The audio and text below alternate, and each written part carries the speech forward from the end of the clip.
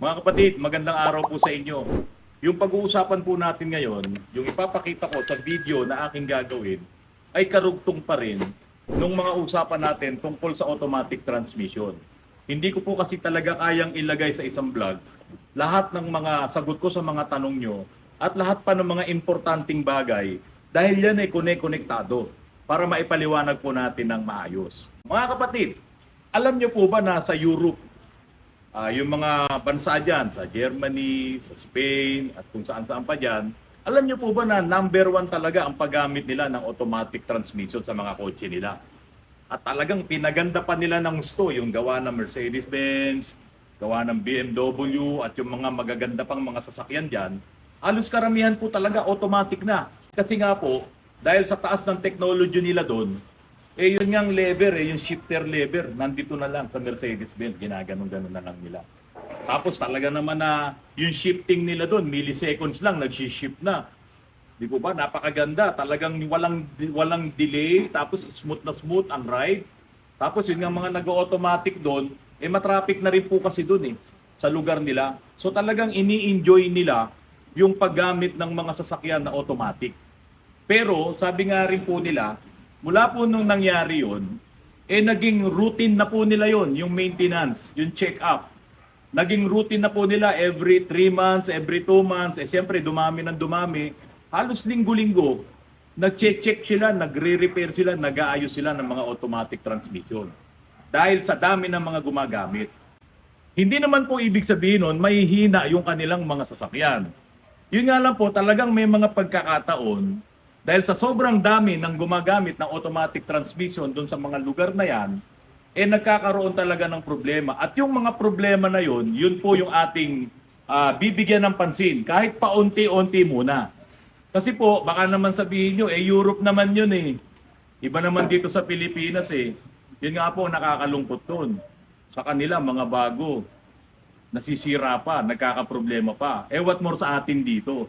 Hindi po ba? Kaya nga po, mula nung nagkaroon tayo ng mga vlogs at nakilala tayo ng karamihan ng mga kapatid natin na gumagawa tayo ng automatic transmission, nagkataon na nagkaroon sila ng sasakyan na automatic, hindi nila alam may problema na at hindi nila alam yung mga bagay na nandoon sa paligid ng makina nila ang nakakasira ng kanilang automatic transmission. Yung mga ipapakita ko po sa inyo, kabilin-bilinan nila yon, bantayan. Kasi kahit na anong tibay at ganda ng mga automatic transmission na kanilang gagawin, baliwala po yung kanilang galing. Baliwala po yung kanilang technology kapag hindi natin yon naabatan, kapag hindi natin yon nakita na iyon pala ang nagbibigay ng problema. Napakasarap pong gamitin ng automatic transmission, mga kapatid. Di ba? Lalo na kayo ngayon dyan na may mga automatic transmission di ba? Talagang wala tayong pagod, hindi tayo nahihirapan. Ganon din sa Europe. Hindi sila napapagod, hindi sila nahihirapan. Napakasarap gamitin. Pero mga kapatid, yung lahat nung hindi natin ikinapapagod na yon, yung sinasabing hindi tayo nahihirapan, yung lahat nung ini-enjoy natin na yon, ang nag-absorb nun yung transmission. Di ba ba? So kung meron mang talagang sasakyan na pagod, or kung sino man ang pagod, yung driver ba o yung sasakyan, eh mas pagod na pagod po yung automatic. Kasi sinasabi lang nating automatic yun, pero doon walang makakalusot, lahat gumagana. Doon sa mismong automatic transmission. At yung automatic transmission consists of torque converter, gearbox, at yung valve body. Yun yung mga automatic transmission natin dito sa Pilipinas kung medyo luma na yung design. Pero sa Europe, yung design ng BMW, yung design ng Mercedes-Benz, yung kanilang transmission control module nandoon na mismo sa ibabaw ng valve body. Di ba? So nandoon na yung electronic, nandoon sa mismong transmission. Ngayon mga kapatid, napakalaki ng trabaho nung dugo. Sarito, ano ba yung dugo? Yung ATF po. ATF, Automatic Transmission Fluid. Yung bang dugo sa tao, yung ba yung dinadialysis? Opo. Yun, nililinis din. Diba? Nililinis yung dugo sa pamamagitan ng dialysis. Kaya dito, gagawin din natin sa Rento, idadialysis natin yung dugo nito, yung transmission fluid. O sa Rento, ano ba tawag sa Kapampangan? Hoy, mga Kapampangan dyan! Anong tawag sa dugo? Daya. Oh, di ba? So, dialysis. So, mga kapampangan, mga kababayan ko, ting makabebe, masantol. So, yan po. Gagawin natin mamaya, idadialysis natin to sa pamamagitan ng ating sikreto lang. Sa iba, hindi na sikreto to. Pero ngayon, ipapakita namin sa inyo para kahit kayo, kaya nyong gawin. Kasi nga po, sabi ng mga European, pag hindi nyo nagawa ito, wala na. Tapos na ang transmission nyo. O yan mga kapatid, tatanggalin na ni Al yung drain plug nitong ating automatic transmission para alisin yung mga lumang ATF na laman ng oil pan. So yung ATF na yan na makukuha, yan lang po yung laman ng oil pan. Bibilangin natin mamaya kung ilang litro po yan. So ngayon makikita nyo po, ito last year lang ako nagpalit. At ngayon, pipilitin ko na siyang palitan para makita nyo po. Ako, maitim na oh. Chocolate. Maitim na ano, Al? Al, tignan mo kung may ribaba yan. May pinunasan mo, may ribaba yan. May mga dumi. May mga ano, may magnet yan, di ba? Oo, sir. O, wag mo muna punasan, ipakita natin yung dumi na yan. Sige, labas ka dito, pakita mo. So ito kasi mga kapatid, ito magnetic to, yung portion na yan. So may nakukuha siya ritong mga ribaba na mga dumi. Ngayon, para hindi umakyat na ulit yung mga ribaba na to papunta doon sa system, papunta sa valve body. Ngayon sa loob niyan may mga magnets pa yan na parang piso, ang laki. Yung magnets na yon dumidikit din itong mga ribaba. Tingnan nyo, napakaitim mo. Wala lang kasi akong transmission filter eh. Hindi ako nakabili dahil Sunday ngayon. Pero kapag ka po ito ay nakabili tayo, ipapakita din po natin sa inyo kung paano natin papalitan. Anyway, ngayon, magpapalit lang muna ako ng ATF para at least makatulong. At ito po, lahat, 100% tatanggalin po natin yung ATF. Yung ating transmission, merong torque converter, merong gearbox, at merong valve body. At doon sa ilalim nun, yung oil pan.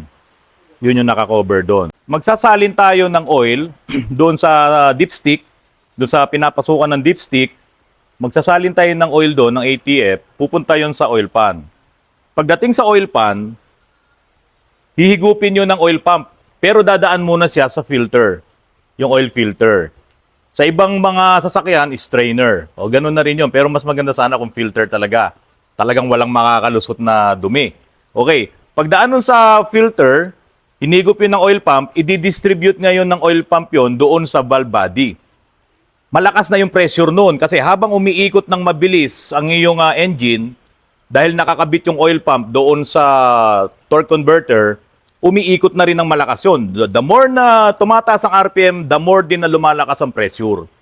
Okay, papasok yun sa valve body. At yung valve body naman ang magre-regulate noon. Kung ano yung utos ng transmission control module or yung TCM, doon sa valve body, kung alin yung bubukas, alin yung sasara, 'di ba? May mga solenoid kasi yan eh. 'Yun ang gagawin ngayon ng TCM at 'yun din ang gagawin ng valve body, susunod lang siya doon. So halimbawa bumukas, bumukas ka primera, 'di ba? Yung solenoid, yung shift solenoid 1. Di bubukas ngayon 'yon, papasok doon, itutulak, may mga pressure 'yon na papasok sa gearbox. Para itulak niya 'yon at para gumana yung primera. Okay, sa ibang pagkakataon ipapakita po namin sa inyo 'yan. Papasok na doon sa valve body, and then, ibabalik niya ngayon sa torque converter. So, magkakaroon pa ulit ng mas malakas na pressure yun. Paglabas ngayon sa torque converter, babalik na yun sa linya, and then, papasok na ulit sa oil cooler. So, yun yung cycle. Inuulit-ulit ko sa inyo to kasi ito yung gagawin nating dialysis. Walang magiging problema. Kaya po inuulit-ulit ko sa inyo kung paano tatakbo yung langis at walang masisira. Ang trabaho po ng automatic transmission fluid sa ating transmission, una-una na maglulubricate siya ng lahat ng moving parts. Kasama na dyan yung gearbox. Ilulubricate niya yan. Pangalawa, siya rin po yung nagpapalamig. Pag nasunog ang langis, asahan nyo, sunog din ang transmission nyo. Hindi pwedeng uminit ang langis nyo ng sobrang init. Kaya nga, doon sa mga nauna nating vlog, maglagay po kayo ng external oil cooler.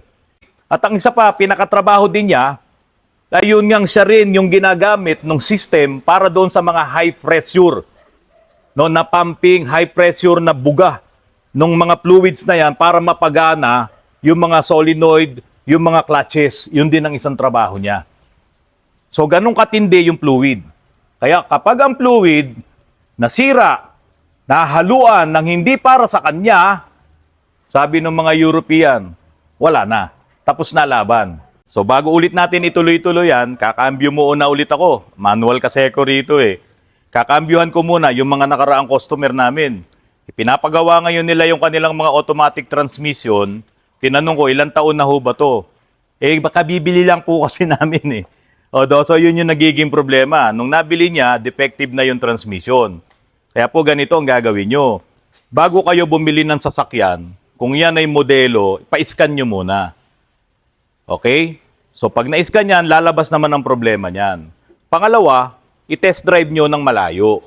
Kasi dapat ma-reach niya yung maximum speed na gumagana ng maayos ang mga cambio niya, ang mga speed niya.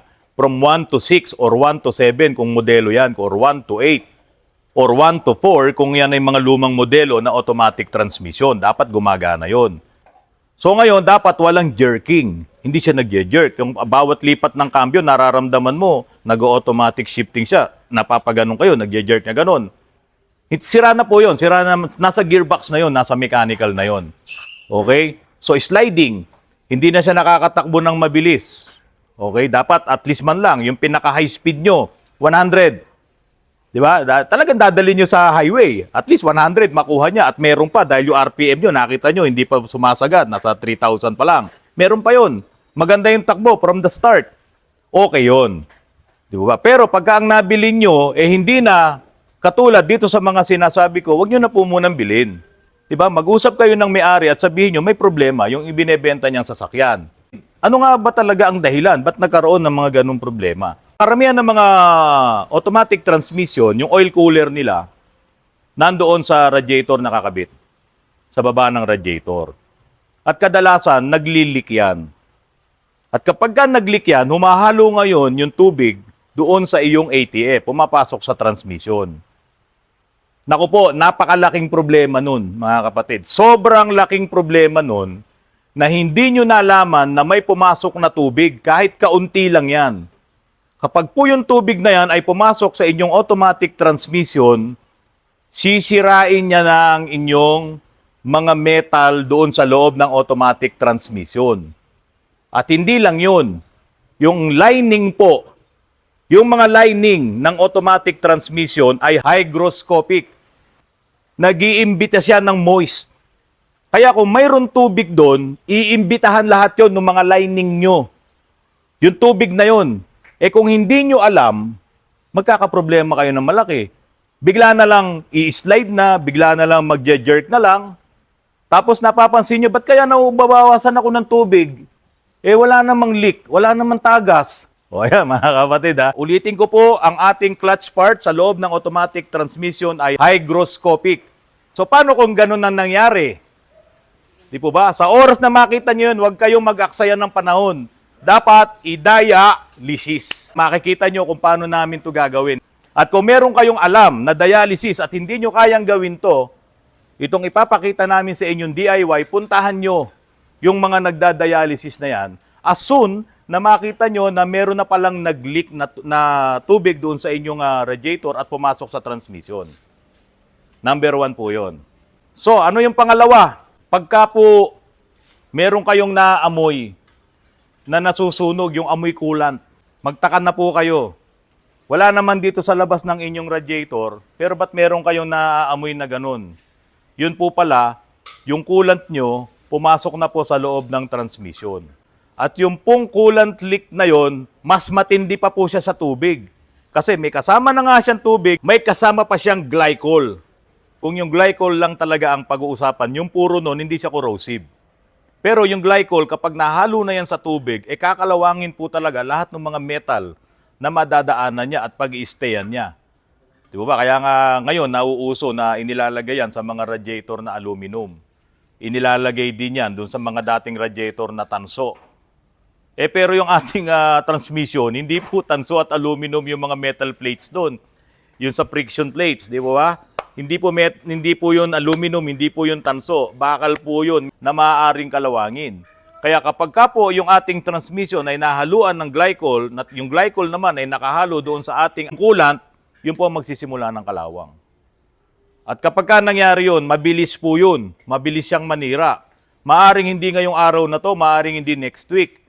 Pero pwedeng next month, pwedeng sa susunod na pangalawang buwan, or sa susunod na linggo, or sa susunod na 6 na buwan. Mabilis po yun. Kaya ano po ang maipapayo natin? Marami pong mga coolant ngayon na hindi po gumagamit ng glycol. So, hindi naman pwedeng walang coolant kasi yung coolant naman ay protection din doon sa anti-corrosion. Ngayon, once na mahaluan na ng glycol yung ating ATF, naku po, delikado yun. As soon as possible, punta na kayo sa may mga dialysis shop, automotive shop, para i-dialysis yung langis na yan at alisin lahat yan. Dapat walang matitira kahit kaunti. Ngayon, ito namang ituturo ko ay dialysis. Ito po ang gagawin natin kung kaya nyong gawin sa inyong mga kabahayan. Sa mga manual transmission, ang inyong sasakyan, wala akong problema. Sa radiator naman kinakabit yun eh. Wala naman siyang ibang hahaluan. Di po ba? Kasi hindi ho pwedeng walang coolant ang inyong sasakyan dahil mababa po ang boiling point ng ordinaryong tubig lang. At may mga impurities yun. Agiging dumi pa sa loob ng radiator mo yun kapag yun ay nag-boil. At mababa po ang kanyang boiling point. Unlike itong mga coolant na nabibili, mataas po ang boiling point niya. So ngayon, ipapakita muna namin sa inyo itong gagawin naming pagdialysis. Bibilangin muna natin, mga kapatid, kung ilan yung langis na natanggal natin doon sa oil pan. At ibabalik ngayon natin yun. So, i-assume nyo na lang na nagpalit na ako ng filter. Dapat talaga magpapalit kayo ng filter. At pagkatapos nun, lilinisin nyo yung oil pan. Okay? Tapos, ibabalik nyo na yung drain plug. Dapat merong Teflon yung drain plug natin. Magkakarga tayo ng malinis na langis. At ito po yung langis natin. Repsol Automator. Dextron 3. ATF3. Mga kapatid, ipapakita ko muna sa inyo kung paano nyo aalamin kung alin yung hose ng galing sa transmission, yung pumunta doon sa kanyang oil cooler, ang inyong gagamitin. Dapat ang gagamitin nyo ay yung linya na magbubuga ng ATF, ng langis. Ayun yung hose na tinanggal namin. Tinanggal namin siya dito. Saka ito. So titingnan ko kung bubuga itong hose na to ng ATF. Pag bumuga yung hose na to ng ATF, dito na ako maglalagay ng transparent na hose para gagamitin natin sa pagde-drain. Okay, start mo, Al. Hop! Baliktad. So yan, mga kapatid. Okay lang naman na doon ako kumuha. Kaya lang hindi ko makukuha yung ATF na nandoon sa oil cooler. So ibabalik ko yung hose na yon at ang kukunin namin yung kabilang hose. Para ang makukuha ko yung pati yung nandoon sa oil cooler, makukuha ko na yung mga lumang oil na yon. Para talagang walang matitira. At yung oil na yon, galing na po yon doon sa system ng ating transmission. Napalitan ko na to ng filter, yung transmission filter, 6 months ago. Pero ngayon, i-drain ko lahat yung oil nito, 100% wala akong ititira. Para tayong nag-dialysis. Hindi na po tayo dadaan sa makina, kaya tinawag ko po itong dialysis. Pero sisiguraduhin ko po sa inyo, lahat ng laman na ATF nito, maaalis natin. Kaya kung ito po ay halimbawa nagkaroon ng contamination, nahaluan ng tubig, halimbawa nahaluan to ng iba't ibang bagay, maaalis natin yon sa pamamagitan nitong gagawin nating dialysis. Ayan mga kapatid, ibinalik na ni Al yung drain plug. Magkakarga na tayo ng ATF kung ilan yung ATF na natanggal ni Al. Ako ang hula ko dyan, mga 3 liters yan. So titignan natin. Transparent naman yung galon na yan eh, no? So makikita ba natin yan kung ilan yung laman yan? Nasaan siya napunta? So doon. O ilan yan? Ilan? 3 liters. 3 liters ito, sir. 3 liters yan. So maglalagay ngayon tayo ng 3 nitong automator. So yan, nilagay ko na dito sa salina ng ng ATF sa doon sa pinapasukan ng dipstick. Ayan. So, salin ka ngayon dito, Glenn, ng 3 liters. Dito. Oo. So, yan, mamaya mga kapatid, habang umaandar yung engine, sabi ko nga sa inyo, pag ikot ng torque converter, kanina binanggit ko sa inyo, pag ikot ng torque converter, iikot na yung pump. Kasi yung oil pump, nakakabit na yun mismo sa torque converter. So, magpa-pump siya, ibubuga niya ngayon lahat ng mga lumang langis na nandoon pa sa valve body at yung nandoon sa torque converter. Kasi ganun yung stage eh.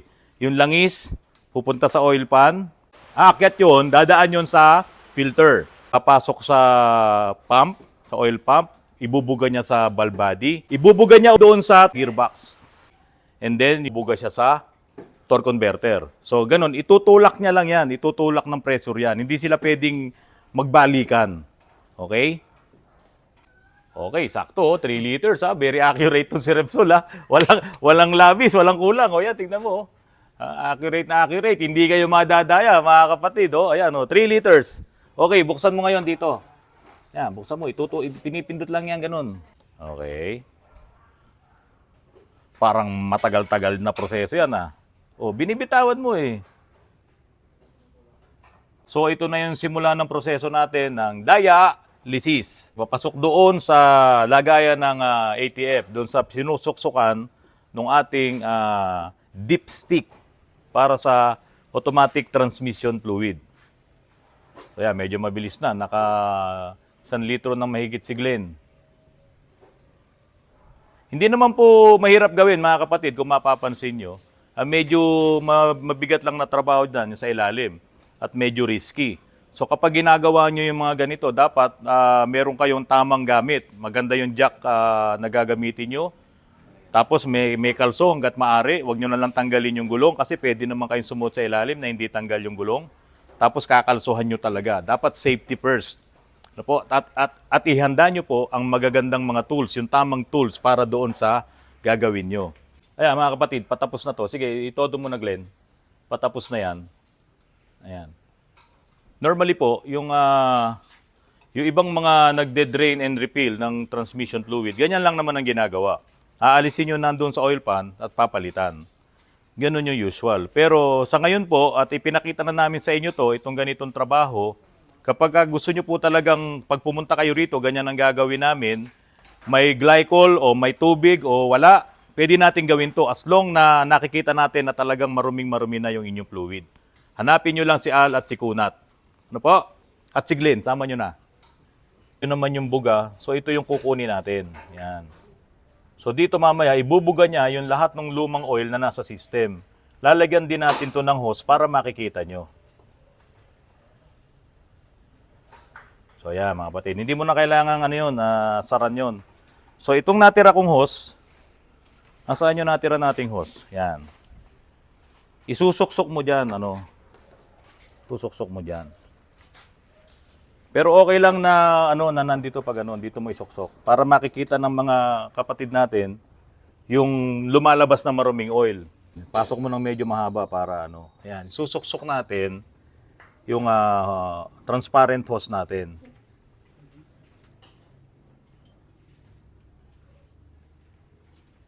Mahaba pumasok? Hindi naman singaw. Hindi siya napipi, Okay. Kunin mo ngayon, yung kanina, yung pinaglagyan natin ng maruming, ATF. Lagay mo ulit dito, ilagay mo to. Okay. Ayan, si Sir Billy. Ayan, huli ka kayo. Okay. Ilagay mo yan dyan. Tapos, lagyan mo ngayon ng laman to. Lagyan mo to ng 3 litro muna. 3 litro. Ilagay mo na muna itong 3 litro. So, kakargahan po ulit natin to ng 3 liters na ATF. After nun, pag naipasok na natin yung 3 liters, so all in all, 6 liters yung nailagay natin, susukat muna tayo sa dipstick. So, walang mahirap gawin dahil lahat naman, di ganun lang, di sundot-sundot lang tayo. Pagka magsusukat, tanggalin mo lang to dahil wala naman ang laman yan. Sukatin mo sa dipstick. Ganun lang po kabilis. So, yung 3 liters na pondo natin, enough yun, hindi makakasira ng makina kasi nandun yun. Kahit napaanda rin ngayon natin yan, nang tumatapon dito yung ibang langis, nandun na yung pondo, nasa oil pan na. Hihigupin na yun ng oil pump. At susustain naman natin dito habang may tumutulo dito, nagbibigay din tayo ng langis dito. So, hindi natin kailangan ng makina dahil wala tayo nun. So, itong ginagawa natin, mano-mano. Kaya nga ang tawag natin dito ay dialysis. Si Kernel. Daya lang po. Pero wala pong pagkakaiba to doon sa may dialysis. Maniwala po kayo. Yun nga lang, ginawa nating maayos yung proseso. Hindi yung karga kayo ng karga para kayong nagmamadali, no? Nakakram kayo dito, hindi. Okay. So ngayon, meron na tayong 3 litro dito. Glenn, pipindutin mo yan mamaya. Pag in-start ngayon ni Al, yung engine, makikita nyo, lalabas ngayon dito yung mga lumang oil. So minor lang, hindi mo idle lang tayo, naka-minor ka lang. Lalabas dyan. Pag sinabi kong stop, kasi magkakabulayan eh. From here kasi, hindi na sila magtutugma eh. Yung madumi at yung pula, magkakaroon ng bula sa pagitan yun. May bubbles yun. Sasabihin ko, patay na. O sige, nakasara na tayo lahat doon. Sige Al, ready ka na? I-start na natin mga kapatid. Titingnan natin kung gaano karami yung mawawala. Tapos Glenn, pipindot ka rito. Sige, start! Ayan. O, ayan na po. O, kita nyo, napakadumi oh. Up, up. Sige, dumi oh. O yan, nakita nyo po yung dumi ha. Glenn, pasukan mo ng langis. O. O yan, ang dumi oh. So, dialysis. So ito, tingnan nyo, napakadumi oh. Pag pumula na to, yun na po yun. Okay. So, hintayin lang po natin. Sige Glenn, lagyan mo lang.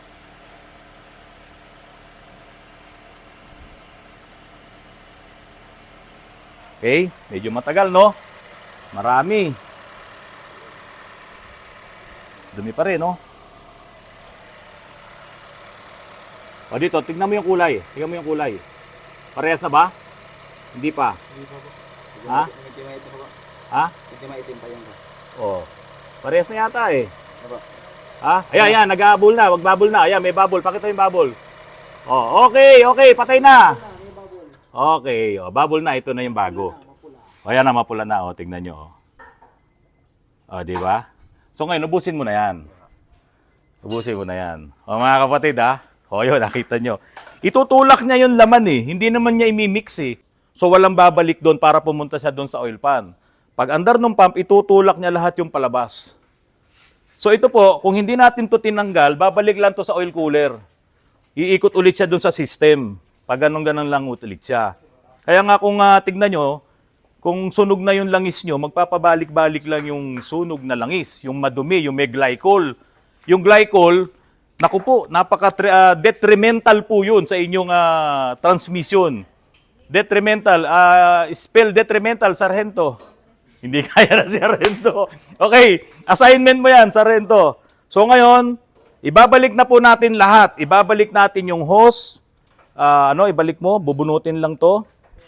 Sige, magkakaroon ng konting tulo yan. Glenn, stop mo muna. Pabalik muna natin. Yan. Pinunot na yung hose. Sinaksak lang naman natin yun. Tapos ibabalik doon sa tubo. Okay. Ilalagay yung lock. Balik mo na yan dyan. Tapos ito Glenn, ano mo na yan dyan? Busin mo na. Tapos ibababa ni Al yung gulong kasi magte-test tayo. Okay. Pagkatapos niyan Al, i-change oil mo na rin to ha. Kung meron tayong oil filter doon, paki-change oil mo na to. Marami tayong Repsol. May bagong dating tayong supplies. No? May stock tayo ngayon ng Repsol. Maraming salamat po. Grand Toro. Ito in-estimate ko mga 4 na litro to, pero susukatin pa rin namin mamaya. So nilagyan ko na to ng 7 liters ng ating automator na Repsol, Dexron 3. Ito pong unit ko, itong sasakyan ng anak ko, hindi to nahaluan ng tubig. Hindi ito nahaluan ng glycol, yung coolant. Okay, kaya wala sana talaga tong problema. Pero it's about time na kailangan ko na rin siyang i-change oil kasi alam ko ito ay maitim na rin ng langis. So ito, for safety lang. At least ngayon, yung lahat na laman na langis ng inyong transmission, kaya nating ilabas dito sa ating proseso na dialysis. Okay mga kapatid, uulitin ko po ulit ha. Kapag ang langis ganyan na po ang itsura, nagbago na rin po ang kanyang grade, yung kanyang viscosity. At yung lahat po nung dumi na kasama dito, papasok din yan sa inyong valve body. At yun ang magpapahina ng inyong transmission. Kaya po, ang maipapayo namin sa inyo, I-check nyo, i-DIY nyo, kung maitim ang langis nyo at ibang amoy na parang matamis, oy, may glycol yan. At kapag ka yung kulay ng inyong langis ay nagiging parang chocolate, oy, may tubig yan. Pero paano tayo makakasiguro? Dali nyo po sa mapagkakatiwalaang shop. Nandiyan po sa Batangas si Menard Casabal. Nandiyan naman po merong sariling dialysis, si BZ14. So pwede po kayong tumakbo kagad dyan. At kung malapit naman kayo dito sa Antipolo, welcome na welcome po kayo dito sa amin. So isa pa pala mga kapatid, dahil sa nagpalit kayo ng bagong langis, kahit twice nyo lang gagawin, lagay nyo lang, paandarin nyo, lagay nyo sa park, tapos ilagay nyo sa reverse, 20 seconds, tapos ilagay nyo sa drive, mga 20 seconds. So lahat ng speed na yun, tigti 20 seconds. Huwag nyo munang paandarin. Naka-idle lang kayo. Okay? Tapos balik nyo ulit sa park. So yun po, pinuno lang natin yung kung ano man yung mga nabawasan na linya ng fluid. Panigurado lang po yon. Para sa bante mo ngayon, may BM sa likod ha.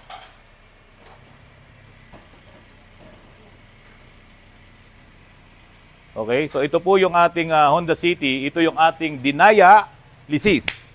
So ngayon, tignan nyo po, tignan nyo yung nakuha natin dito. Sobrang dumi. So, confirmation, i-confirm mo lang ako ilang litro to Kung kulang pa tayo dito, dadagdag tayo. Kasi may tumapon ka kanina eh. So, ganun lang po Kung ano yung ginagawa ko dito, ganito rin gagawin nyo. So, ito yung nakuha nyong huli. Isukatin nyo ulit doon sa pinagpalitan nyo, yung basyo ng mga nilagay nyo dyan. Sukatin nyo kung ilang litro yon. Kung halimbawa, sobra pa to sa 4 na litro, dagdag pa kayo. Kasi yun yung original na nakakabit sa system nyo. Wala kayong problema doon sa dami ng oil na yun eh. Para hindi kayo mapassel. Okay? So, lahat. Nalabas natin yung maruming langis. Kitang-kita po yan.